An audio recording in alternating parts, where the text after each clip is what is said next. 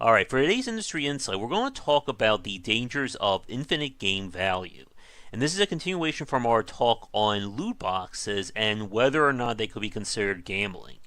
I was talking to a contact of mine privately regarding this idea of infinite game value following the ESRB announcements, and he basically does this for a living in terms of analyzing and dealing with microtransactions and monetization. And I don't want to name him, but I'll send this video to him afterwards. And the one thing we agreed on is this concept or this perception of infinite game value when it comes to microtransactions. What we mean is the developer's essentially mission to give real money value to virtual currency or virtual content. Now, as we've talked about before, when it comes to DLC or expansion-based stuff, this is different from microtransactions and the monetization, whether it's loot box, gacha, or just simply buying resources like that. When it comes to DLC, we are buying a hard value. When I give $4.99 or $5.99 or wherever for either a DLC from Payday, buying a story chapter in an MMO, or anything, or even just buying like an expansion from Diablo or XCOM, I know what I'm buying. Whereas I'm spending a fixed amount of money for a fixed amount of content. No more, no less. But what developers, especially in the mobile and free-to-play space, have been doing is trying to cultivate this psychology behind infinite game value. As in, the virtual currency has real-world value, which, as we know, is certainly not true. But the developers have certainly done their best to try and disprove that. And you can see this in just about every mobile game, or any game with microtransactions and monetization, where they try to put a price tag on these elements that really don't exist anywhere else. This can be gacha rolls, regular currency, premium currency, buying in-game resources such as for crafting or upgrading characters. Things that, quite frankly, don't have a real-world value. Sorry about that.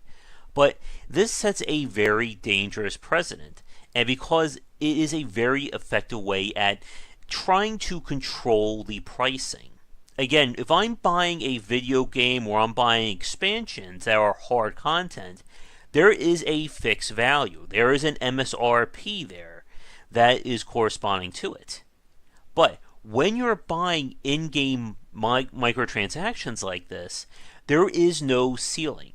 What that means is when I buy DLC, I'm not buying the same DLC 10, 15, 20 times. I buy the story-based content, it's mine until the end of time. But with microtransactions, there is no ceiling, because you're not buying something concrete. You are buying a random chance, or even less than that, you are buying the opportunity to purchase a random chance. And because of that, you can keep putting money in that way. When I'm spending money on, or if I decide to spend money on a game that lets me roll gachas or open loot boxes, I can do that as many times as I have money for. And that's perfect. Well, perfect for the developers, not for me. And again, this is the developer trying to instill real-world value into something that doesn't have it. It doesn't matter how much money I put into insert mobile game here, because that's non-transferable. It's essentially akin to buying chips at a casino. Once I make that exchange, I can't use those chips anywhere else, only within that place. But this is when things get dangerous, because you have companies not only creating their own currency, but they're also the ones that are dictating the value of said currency. And this is akin to the old company-founded mining towns of the 19th century. Basically, companies who are setting up for mining specific areas of land would essentially build their own town for the workers. Now, while that sounds all well and good, you have to understand something. The people who worked in these towns didn't earn money in terms of US currency, which is something that can be used everywhere. They earned money that was only usable within that town. It was essentially company dollars. Now, again, that may sound okay, but then you have to realize everything and anything in that town, from housing to food to basic services, had to be bought using this currency, which was set up by the company itself. And of course, if you decide to go somewhere else, you can't spend that currency because you're not earning legal tender. And again, this is where that infinite value comes in. Because it doesn't matter if I have 5 premium currency or 10 million. Because it's only exchangeable within the company or with the game itself. And those developers have the freedom to set whatever price they want. So if they want to say that buying 500 rubies is worth $5.99, they can do that.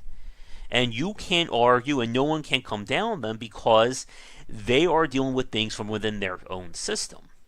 And this is very bad for games, for the game industry as a whole, and for this perception of gambling when it comes to loot boxes and microtransactions along these lines.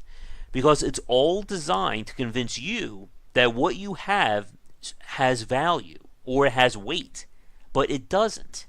And over the last week, what we saw with Activision with the Call of Duty loot boxes, with trying to make it a public spectacle, this is all trying to build that psychology that these virtual items have value. Except they don't.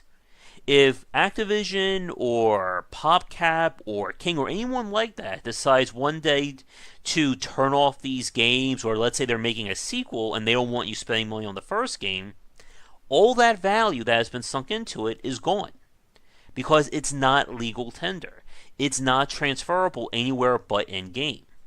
Now, as we've said before, and I'm sure there are examples of this, and I know of a few that I'm forgetting, but we have seen cases of games trying to experiment with real-world money transfer. As in, I can put $10 in and earn X amount of in-game currency.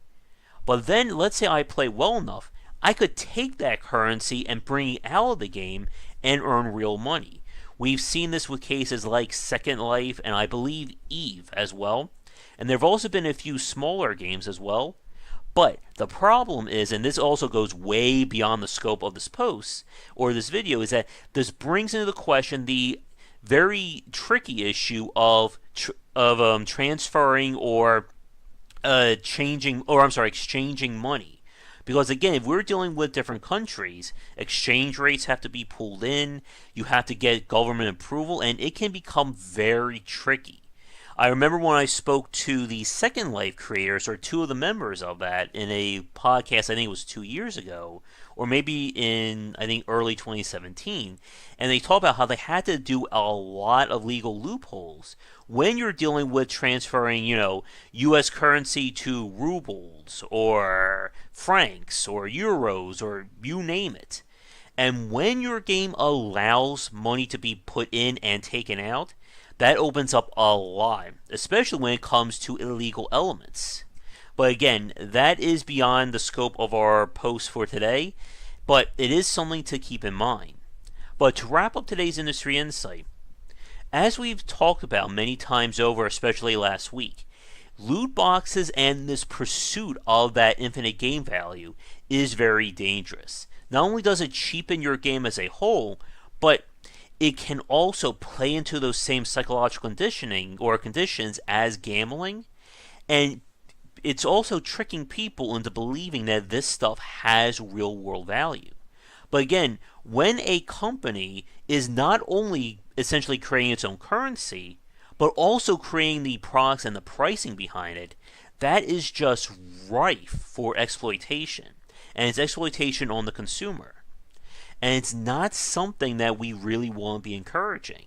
Like we said in the last discussion, if your game has to make money, or the only way for your game to make money is via loot boxes and this kind of exploitation, then your game was never set up to succeed in the first place. And I am very curious and somewhat disheartened to see what's going to happen by the end of 2017, and especially going into 2018 with the next round of big AAA games, and how these elements are going to be integrated, if at all. Now again, I usually like to ask in these videos what you guys think, but I'm pretty sure that for the majority of you watching this, especially my long-term fans, you are all just eager to buy these loot boxes and give your money up for rubies, gold, stars, trophies, and you name it. But anyway, thanks for watching today's Industry Insight. If you're new, be sure to like and subscribe. If you'd like to suggest a topic for me to cover in a future vlog, let me know in the comments below. But otherwise, check back for daily videos on design here and discussions over on GameWisdom.com, where we examine the art and science of games. Thank you so much for watching this video. If you enjoyed it, be sure to like and subscribe to the channel. Check back around 10 Eastern for regular streaming. If you'd like to suggest games for me to cover or topics to talk about, let me know in the comments below. For a collection of my writings as well as weekly podcasts on design, check out game-wisdom.com. To support the Game Wisdom Patreon, you can find us on there on patreon.com/GWBycer. $1 will get you into our private Discord channel where we talk game topics and more. $5 will get you voting privileges for any major event, including the Saturday Night Grab Bag, Patreon-funded goals, and more. Thanks again for watching, and I hope you enjoy more videos here on the Game Wisdom YouTube channel.